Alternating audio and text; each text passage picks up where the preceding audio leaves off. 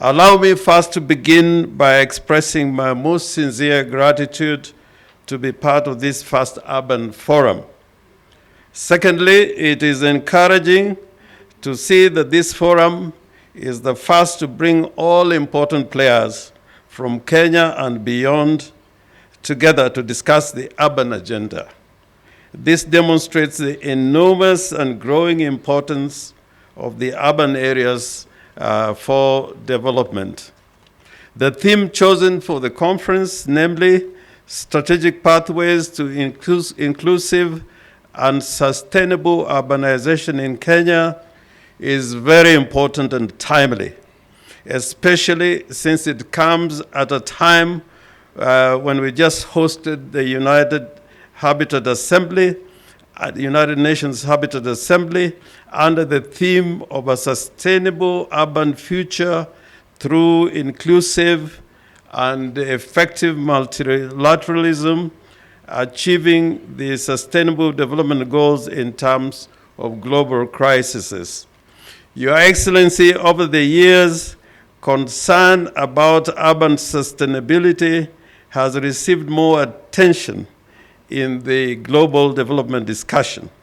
At the center of this discussion is the Sustainable Development Goals, particularly number 11, which is sustainable cities and communities, whose mission is to make, and I quote, make cities inclusive, safe, resilient, and sustainable, and the new urban agenda. The Sustainable Development Goal number 11 and the new urban agenda represents a shift in international development cooperation from a focus on poverty as a rural phenomenon to recognizing that cities, especially in the global south, are facing major challenges with extreme poverty, environmental degradation, and risks due to climate change and natural disasters. You go to any urban area or to any city, you'll find a macrocosm of Kenya. The Kenya that we want to build is not found so much in the rural areas, but in the cities and in the urban areas. So I think it is important, since the future is urban, to put effort to make sure that our cities are planned and developed in the context of the discussion we're going to have in this forum. The Affordable Housing Plan, our Minister for Lands and Housing is right here.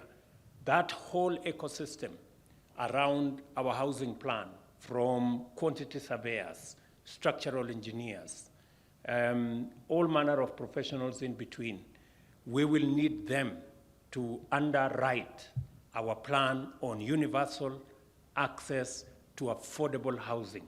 That is part of our agenda for the next 5 years. Our commitment on ICT and the digital superhighway pillar. I was having a conversation yesterday with Google and MasterCard, and they were informing me that they need software engineers between 500 and 1,000 every year if we were to make meaning of our digital economy going into the future.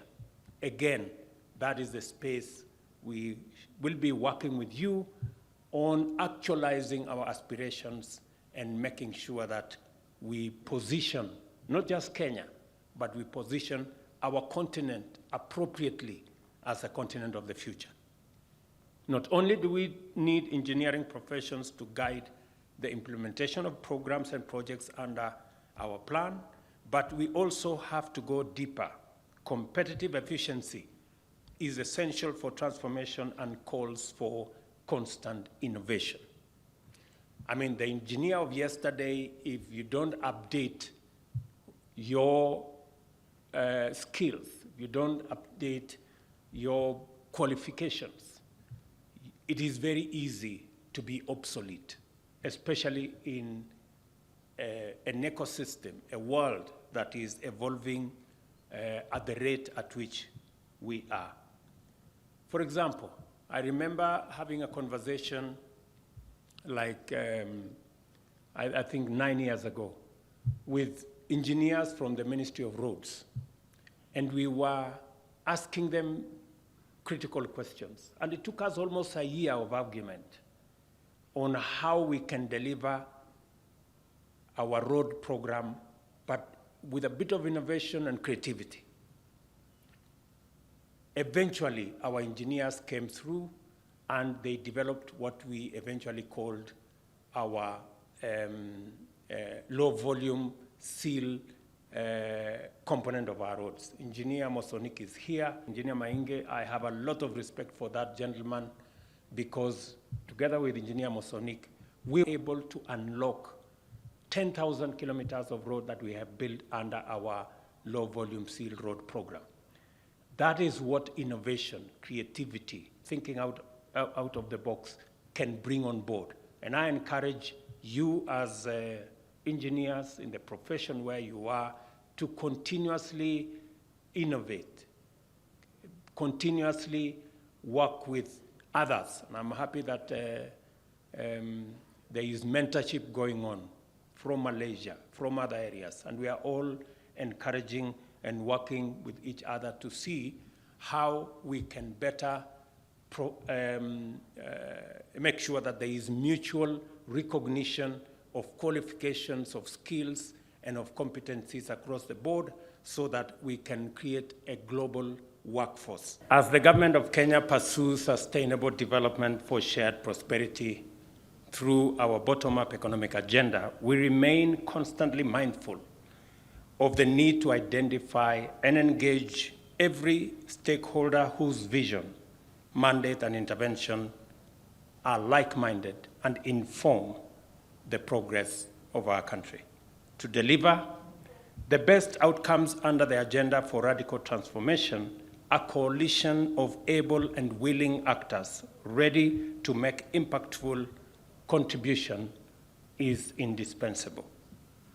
For us to have any meaningful chance of staying in control of our development and remaining on top of the complex and dynamic challenges which threaten to wipe out the fruits of our struggle, we must have clarity about the needs of our moment in history, how we will make progress in increasing well-being and for the most people by expanding opportunities, minimizing threats, increasing wealth and employment, and reducing poverty and inequality. Accordingly, we have resolved to focus our attention and strategic investment on the core pillars of our plan that takes due account of our national commitments to the realization of Sustainable Development Goals, the actualization of Africa's Agenda 2063, and the implementation of our Vision 2030. It is highly encouraging to learn about the activities of dedicated professionals who are independently engaged in progressive endeavors that are nonetheless aligned with our plan.